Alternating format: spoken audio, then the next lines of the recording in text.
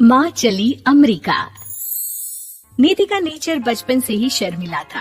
वो ना ज्यादा लोगों से बात करना पसंद करती और ना ही ज्यादा मिलना जुलना। निधि, ये पैसे ले जरा और बाजार से चीनी तो ले आ। नहीं माँ, मैं नहीं जाऊंगी, मुझे शर्म आती है, आप ही चले जाओ ना।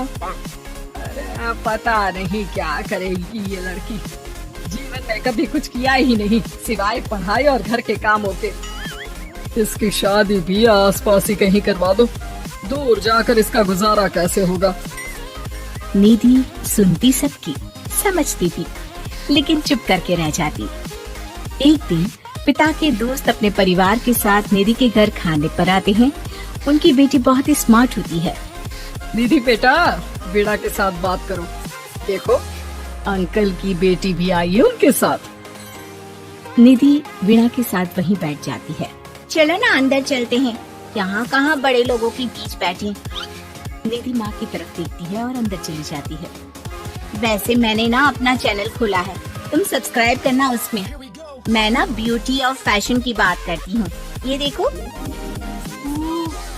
इतने सारे लोगों के सामने तुम कैसे इतना बोल लेती हो?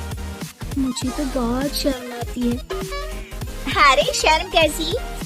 खैर, सीधी सादी सी निधि, उसकी शादी हो जाती है राकेश से। राकेश एक स्मार्ट लड़का था, उसे घूमना फिरना पसंद था, लेकिन निधि का शर्मिला व्यवहार वो समझ जाता है। अरे निधि, घर से बाहर क्यों नहीं निकलती? लोगों से मिला जुला करो, तभी तो पता चलेगा ना कि दुनिया कैसी है। क्या करना है पता करके? शादी से पहले पापा और अब आप, ठीक है ना? मुझे ज्यादा दुनियादारी में नहीं पड़ना। निधि की जिंदगी ठीक ठाक चल रही थी। उसके 2 लड़के होते हैं, दोनों को वो पढ़ाती लिखाती, उनका ख्याल रखती। निधि, 25 साल हो गए शादी को, दोनों बच्चे सेटल हैं। हम लोगों ने शहर में 2 मकान भी ले लिए। दोनों की शादी खुद का पता ही नहीं चला कैसे उड़ गया। हाँ ये तो है, मैं खुश हूँ। जिम्मेदारियाँ आती रही, मैं निभाती रही, और क्या चाहिए। देखो, मैंने सोचा है कि अब हम लोग अमेरिका जाकर रहेंगे। यहाँ की जिंदगी तो जी ली, वैसे मुझे वहाँ बहुत अच्छी नौकरी मिल रही है। मैं कैसे चलूंगी? मुझे वहाँ का कुछ नहीं पता। आप तो जानते हैं ना कि मैं घर से बाहर ही कम निकलती हूँ। अरे तो क्या हुआ, वहाँ भी घर में ही रहना है ना, मैं हूँ ना, नौकरी करूँगा। निधि मान जाती है और पति के साथ अमेरिका चली जाती है। माँ, तुम्हारी बहू को बच्चा होने वाला है, तो क्या तुम 2 महीने के लिए यहाँ आ सकती हो? मुझे तुम्हारी बहुत जरूरत है, मैं टिकट भेज देता हूँ। हाँ हाँ, ये तो बहुत खुशी की बात है।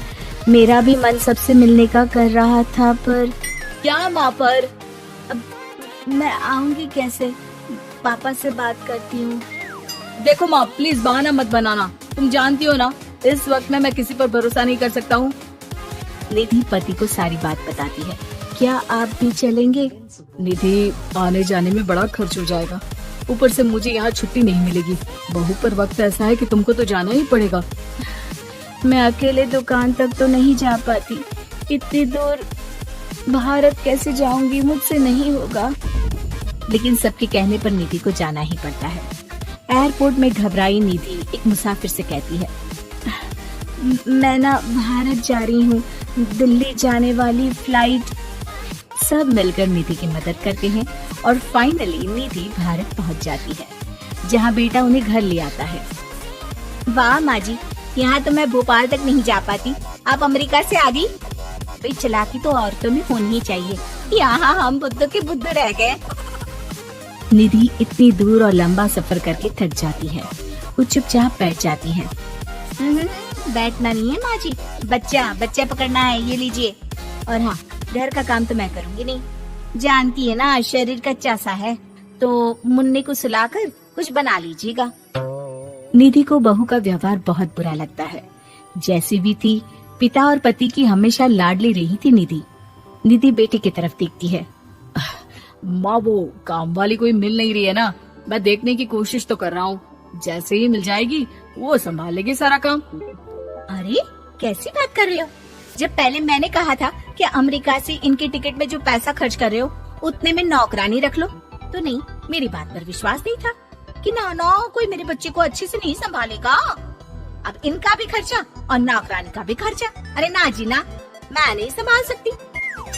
निधि जैसे तैसे 2 महीने रहकर वापस अमेरिका चली जाती है, लेकिन वहाँ जाते ही जैसे राकेश उसे देखता है उसके गले लग जाता है। ये क्या हालत बना रखी है निधि, कैसी लग रही हो? खाना नहीं खाती थी क्या? क्या हो गया? निधि पति से कुछ नहीं कहती, बस रोती ही चली जाती है।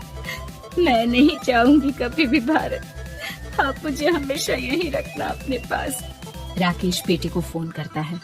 तुम्हारी माँ की जो दुर्दशा करके तुमने भेजा है ना, मुझे पता होता तो मैं अपनी बीवी को कभी तुम्हारे पास नहीं भेजता। पापा, आप तो रीना का नेचर जानते हैं ना, माँ पर हावी रहती थी।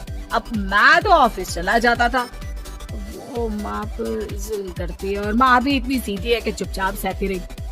मुझे माफ कर दीजिए पिताजी। खैर, राकेश कहता भी क्या, प्यार दुलार के साथ अपनी निधि को संभालने में लग जाता है। लेकिन कहते ना, वक्त हमेशा एक सा नहीं रहता। अमेरिका में ही राकेश की मृत्यु हो जाती है और निधि अकेली रह जाती है। बड़ा बेटा कहता है, माँ भारत चलो ना, हम लोग साथ रहेंगे। निधि को जैसे ही वो सब सीन्स याद आते हैं वो परेशान हो जाती है। समझ में नहीं आता कि पति के बिना अब जीवन कैसे चलाएगी।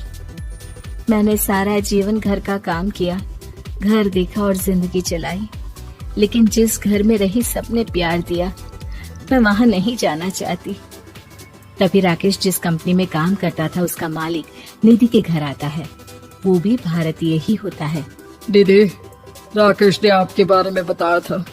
जब से आप भारत से लौटी थी उसे आपकी बहुत चिंता रहती थी, इसलिए उसने मुझसे कहा था कि कभी अगर वो ना रहे तो मैं आपको ये पैसे दे दूं। और हाँ, हम लोगों की कंपनी में आपके लिए नौकरी भी है। निधि पति के पैसे देखकर मन में तसल्ली करती है और नौकरी के लिए हाँ कर देती है। अरे पागल है क्या माँ, कैसे नौकरी करोगी? ये अमेरिका है, दिल्ली नहीं। वहाँ तो तुम घर से निकल भी नहीं पाती थी, यहाँ कैसे? मेरे पति, मेरे पिता मुझे खुश देखना चाहते थे। वो लोग जब तक थे मुझे किसी चीज के लिए ना फोर्स किया, ना कभी कमी होने दी। पर अब मुझे जीवन जीने के लिए घर से निकलना ही होगा। बेटा, तुम तो अगली फ्लाइट से भारत लौट जाओ, मैं यहीं खुश हूँ।